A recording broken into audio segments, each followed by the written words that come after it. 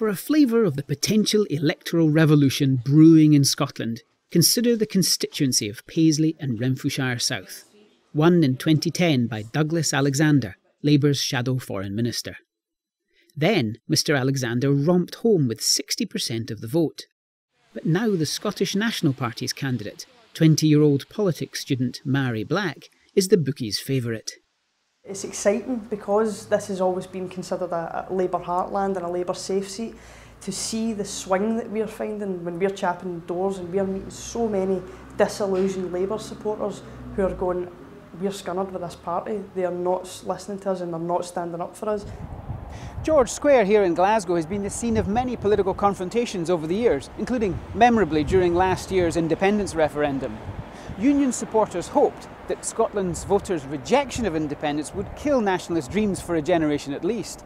But in fact, defeat has energised the Scottish National Party, and it's now on course to win an unprecedented number of seats on May 7th. While its primary goal is Scottish independence, the SNP's pitch in this election is more about an end to UK austerity and action to reduce inequality.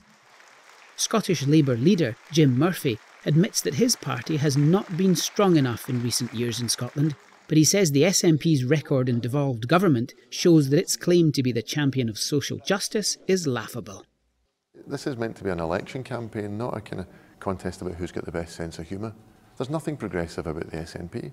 They've not done anything in the 8 years they've been in power to redistribute to the poor or those who struggle. Labour's problem is that many Scottish voters have stopped listening. In nearby Glasgow North, SNP candidate Peter Grady is out visiting voters.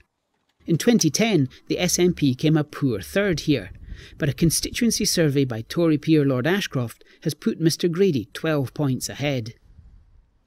It's not just people who voted for independence in last year's referendum who are backing the SNP, as Mr Grady's team finds. Artist Bill Blackwood says he voted no and previously backed other parties, but he's been impressed by the SNP's former and current leaders.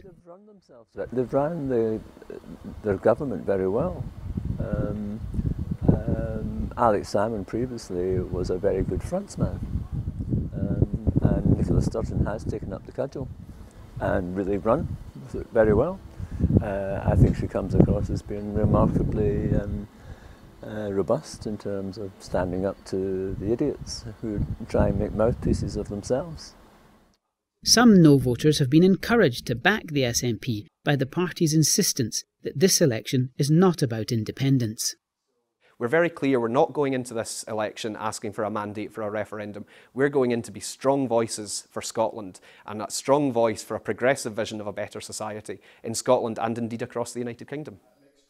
At a packed debate in a local church hall, Labour candidate Anne McKechnie says the election is really a choice between Labour or Conservative government, and that Labour is offering progressive policies such as taxes on high-income earners and mansion owners and curbs on zero-hours contracts. The SNP has carefully matched those promises, and the polls say it could win all but a handful of Scotland's 59 Westminster seats. But Miss McKechnie says it's way too soon to write Labour off. This is going to be a very tight race, but in 2010 people said I wasn't going to win, and I did, and I'm very hopeful that we can try and do the same this time round too. With polling day looming, the Labour Party is battling for every seat north of the English border. But if the polls are correct and the SNP is heading for a landslide, then this will be an election that could change politics in Scotland and across the United Kingdom forever. Mure Dickie, Financial Times, Glasgow.